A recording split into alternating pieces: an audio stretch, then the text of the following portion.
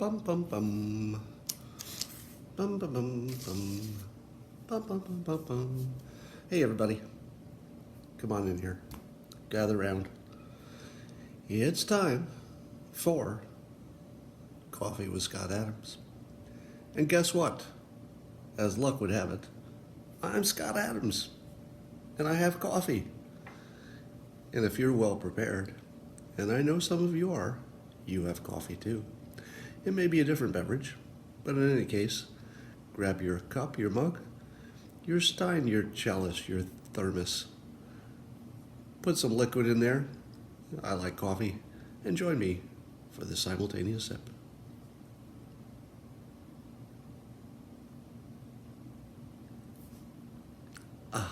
Let's spin this crap, somebody says. Let's spin this crap. Am I visiting Roger today? Will I be going to jail with Roger Stone? Not that I know of. I'm happy to say that I've never met Roger Stone, so there should be no record of text messages between us. I'll tell you what I would hate to be. Anybody who has texted Roger Stone in the last 5 years. If you have ever exchanged messages with Roger Stone, you're probably a little worried right now because Mueller's reading your messages. All right, so the big question of the day is, maybe there's a bigger question. Somebody says that Mike Cernovich's movie Hoaxed is out today. Is that true? I'm still, okay, it looks like it's out today. So if you haven't watched it, search for Hoaxed, Hoaxed, by Mike Cernovich. I'm in it, so it must be good.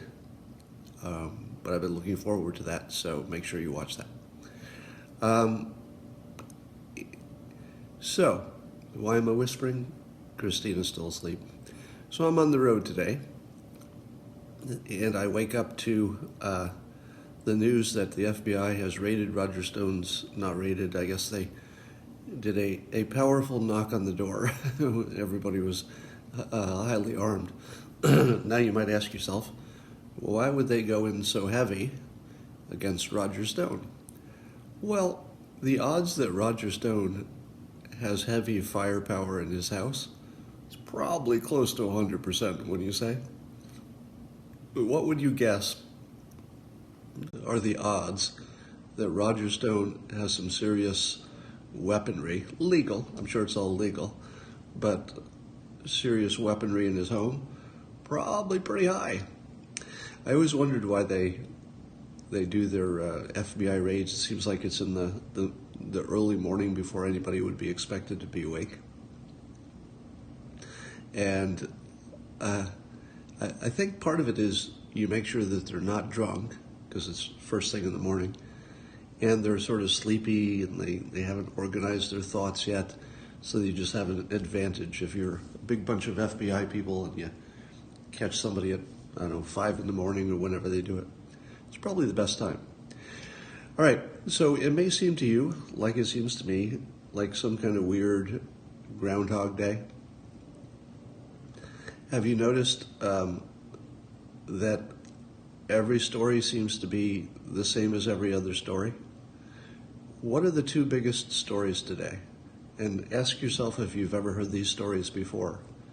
Somebody associated with the Trump campaign, but not that closely, that's always the key, associated with the campaign, but not that closely, is accused of something by Mueller that probably has more to do with lying about something than with any base crime. Now, have you ever heard that story before? It's the same frickin' story we just hear over and over again. It's just the same story. All they do is they just replay the play with new characters. So who's after Roger Stone? I don't know. Are they running out of minor characters who are associated with the fringe of the campaign? Probably a few more.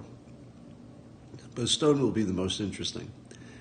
Now, the other interesting thing about Stone is that he probably knows where there are a lot of bodies buried.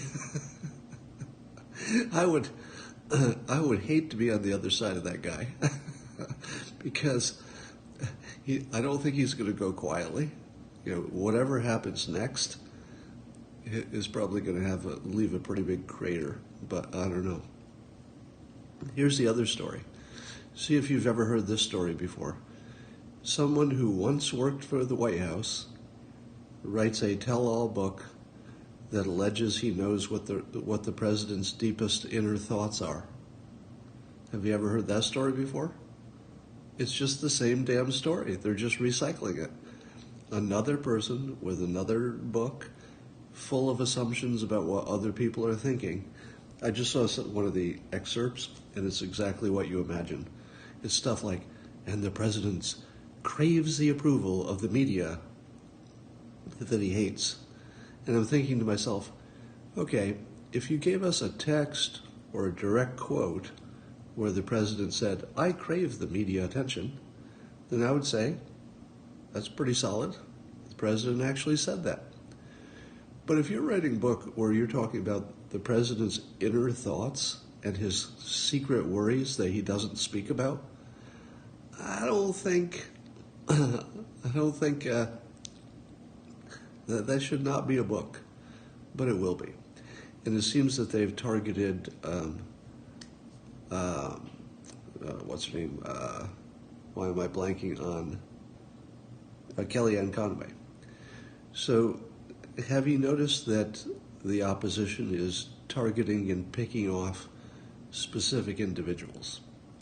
So it seems that this book may have targeted Kellyanne Conway, and Dershowitz is on TV? Darn it. They'll have to go watch that. But, yeah, it's a whole nother, 2 weeks of the same story that we've been watching over and over again. Person gets arrested, charged with something that's probably closer to lying than anything else. Somebody writes a book. There are lots of assumptions about what people's inner thoughts are. They've picked off somebody to take out. Same news. There's not even much to say about it. But there is a question I saw on Twitter. I don't know if anybody's answered it yet. Maybe you can answer it for me. Somebody answered me this question. Why was CNN standing outside of Roger Stone's home at exactly with cameras, at exactly when Mueller's secret raid happened? Does somebody have an explanation for how CNN knew to be there? Were they just always there? They just have a film crew that just sits in front of Roger Stone's house just in case? Or do they have a source inside the Mueller investigation? CNN got tipped off. Well, maybe so. Somebody says, why does it matter? It matters because wouldn't you like to know if CNN has real sources? Because that would obviously be confirmed as an accurate insider source. Yeah. So that would matter. And I don't have a whole lot else to say today, so I'm going to keep it short. All right. I may check in later when we have more news, but for now, I'm going to sign off, and we'll keep watching the news to see what else develops. But let's hope it's not just Groundhog Day all over again. And I will talk to you later.